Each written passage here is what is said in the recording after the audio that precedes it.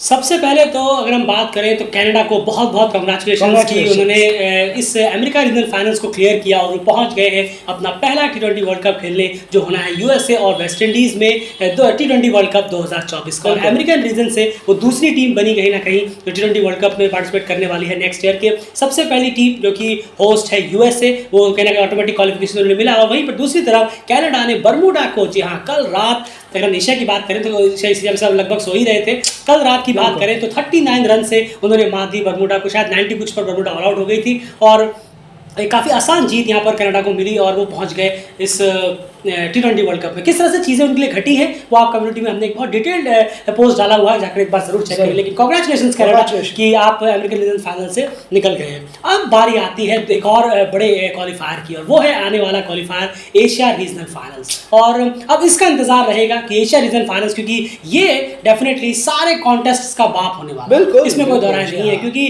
जितने भी अब तक क्वालिफायर हुए हैं बहुत ज़्यादा प्रिडिक्टेबल रहा है कि कौन जीतेगा कौन जा रहा है, लेकिन इस क्वालिफायर में हमें काफ़ी इंटरेस्टिंग और कॉम्पिटिटिव मैचेस देखने को मिल सकते हैं। वो इसलिए क्योंकि T20 फॉर्मेट है। जी हाँ, अगर ये 50 ओवर का फॉर्मेट होता तो हमें पता चलता है कि हाँ भी ओडीआई स्टेटस की जो बड़ी बड़ी टीमें हैं जैसे कि नेपाल है, यूएई है, ओमान है, ये टीम तो ऑब्वियसली कहीं ना कहीं बहुत आगे तक जाएंगे। लेकिन T20 क्रिकेट है, देखना दिलचस्प होगा कि क्या होता है। और खास करके आज ज़्यादा नज़र रहेगी T20 या फिर दोनों ग्रुप में नज़र रहेगी, लेकिन फिर भी बहरीन, कुवैत, यूएई, हांगकांग, वो चारों एक ही ग्रुप में है। अगर हम देखें तो नज़र उस पर लगातार बनी रहेगी। लेकिन प्रिपरेशन किस तरह से चल रही है इन सब टीम्स की, इसके बारे में कहीं ना कहीं जानने की कोशिश करते हैं। सबसे पहले अगर हम बात करें यहाँ पर तो ओमान के लिहाज से अगर मैं आपसे पूछूं तो ओमान की जो प्रिपरेशन है और सिंगापुर की जो प्रिपरेशन है, इनकी प्रिपरेशन किस तरह से चल रही है, क्या चल रहा है क्या? बिल्कुल ज़रूर। देखिए, अगर हम बात करें ओमान की प्रिपरेशंस की तो यहाँ पर ओमान ने तैयारी के लिहाज से एक तो ओमान T20 बहुत अच्छे टाइम पर रखवाया था, वो भी उनका चल रहा था। लेकिन उसके बाद वो जैसे ही ख़त्म होगा उसके बाद हम देखेंगे कि यहाँ पर अफगानिस्तान के खिलाफ, अफगानिस्तान ए साइड के खिलाफ उन्होंने बहुत बेहतरीन एक अरेंजमेंट रखवाया है, सीरीज़ रखवाई है। 2 ODI भी हैं, 5 T20 भी हैं, तो अपने आप में बेहतरीन ये एक अरेंजमेंट जो करवाया है बोर्ड मेंबर्स ने। सीधा अफगानिस्तान ए अपने से कई गुना ज़्यादा बड़ी टीम के खिलाफ उन्हें खेलने का मौका मिलेगा। प्लेयर्स भी काफ़ी अच्छे हैं जो अफगानिस्तान ने स्क्वाड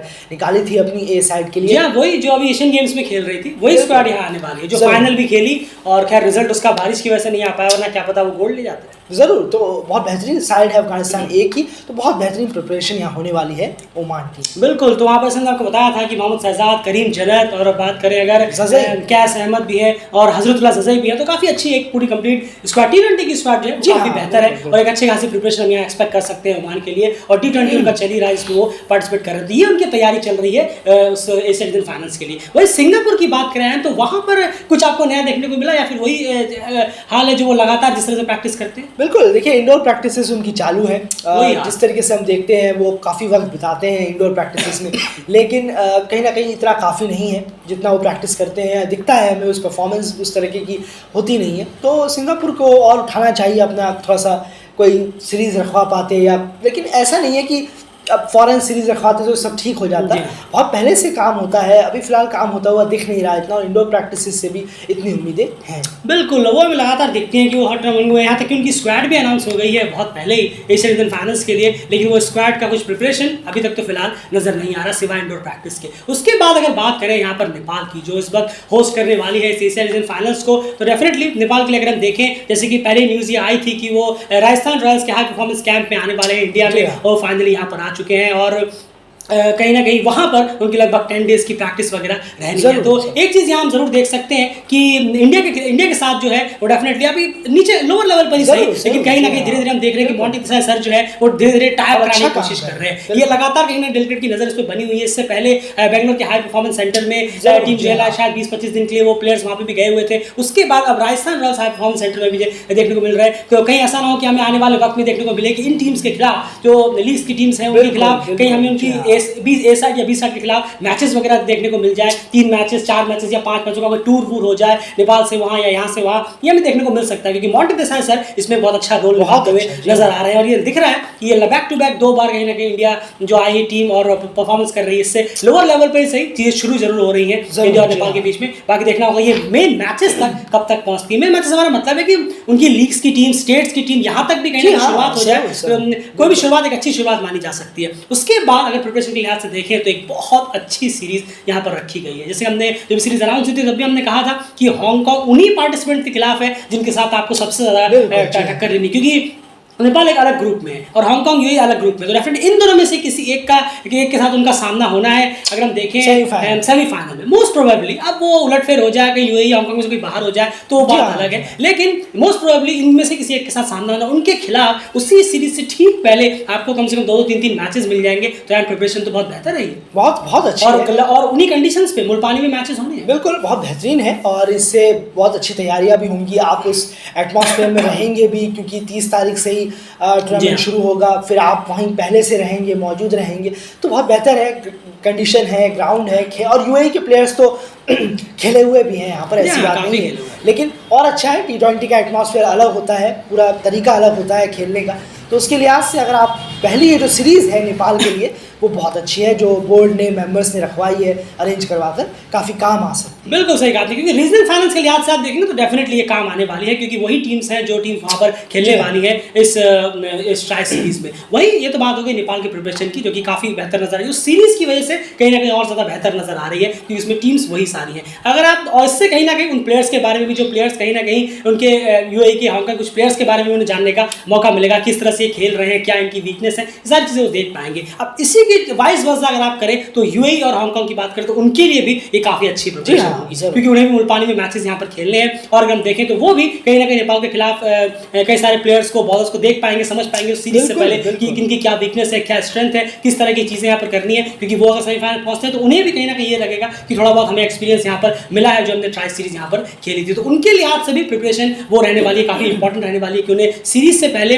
होस्ट टीम के खिलाफ कहीं ना कहीं कुछ गेम्स मिल जाएंगे खेलने को, जो अपने आप में एक अच्छा प्रिपरेशन यहाँ पर हो जाएगा। कुवैत और बहरीन की बात करें एन, तो डेफिनेटली उन्होंने काफ़ी क्रिकेट अभी खेला, गल्फ क्रिकेट चैंपियनशिप खेला, और अगर हम देखें इनकी जो एशिया से क्वालिफायर हुए वहाँ पर कुवैत को फिर से, कुवैत में बहुत क्रिकेट खेला है, तो लगता नहीं कि कुछ खास वो अब यहाँ पर खेलेंगे, डायरेक्ट वो फाइनल्स में आने वाले, क्या कहेंगे? नहीं बिल्कुल, बहुत क्रिकेट हो गया है, और बहुत अच्छा है कि उन्होंने काफ़ी क्रिकेट खेला भी, अच्छे टाइम पर ही क्वालिफायर भी आ गए, कि रीजनल फाइनल्स के करीब ही क्वालिफायर्स थे, तो बहुत अच्छा है। प्रिपरेशन के लिहाज से भी देखें, काफ़ी प्लेयर्स खेल चुके हैं, अब थोड़ा सा अपने प्रैक्टिसेस करें, अपने आप में कोई प्रैक्टिस गेम खेलें, या फिर कोई टूर्नामेंट अगर चल रहा हो, क्योंकि कुवैत में काफ़ी T20 टूर्नामेंट हर वक्त चलता रहता है डोमेस्टिक, तो बहुत बेहतर है, वहाँ पर आप पार्टिसिपेट करें, वहाँ खेलें, लेकिन खेलते ज़रूर रहें, कि रोके नहीं। कुछ दिन का रेस्ट ठीक है, एक हफ्ते का रेस्ट ठीक है, लेकिन उसके बाद फिर से आप अगर T20 टूर्नामेंट चल रहा है तो वहाँ जाइए, या फिर कैंप लगाकर टीम के साथ फिर से कोई प्रैक्टिस गेम वगैरह आप लोग खेलिए तो बेहतर है। बिल्कुल, वहीं पर एन एक छोटी सी चीज़ है, सिंगापुर और मलेशिया कहीं ना कहीं आपस में अगर एक सीरीज़ खेलें तो बहुत बेहतर हो सकता है। हमने पहले भी देखा है कि अगर दोनों एक दूसरे से बात करने की कोशिश करें, अगर दोनों एक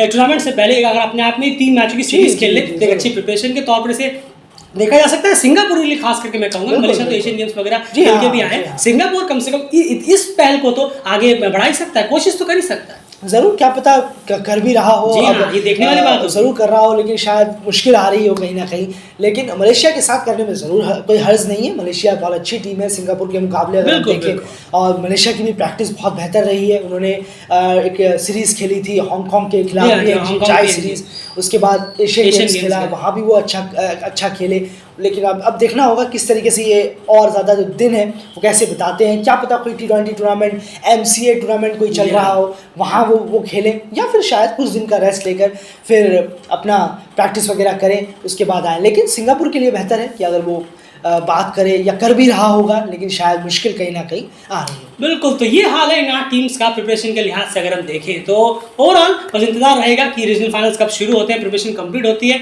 और फिर उसके बाद कितनी इनकी तैयारियां हुई हैं, किस तरह से हुई हैं, वो सब कहीं ना कहीं एशियन रीजनल फाइनल्स में हमें नजर आएगा, जब मेन वक्त आएगा परफॉर्मेंस देने का। तो फिलहाल इस वीडियो में इतना ही। बने रहिए क्रिकेट चैनल के साथ, कम्युनिटी टैब चेक करना मत भूलिए, काफी इंटरेस्टिंग पोस्ट लगातार वहाँ पर अपडेट करते रहते हैं मैच से रिलेटेड। बाय।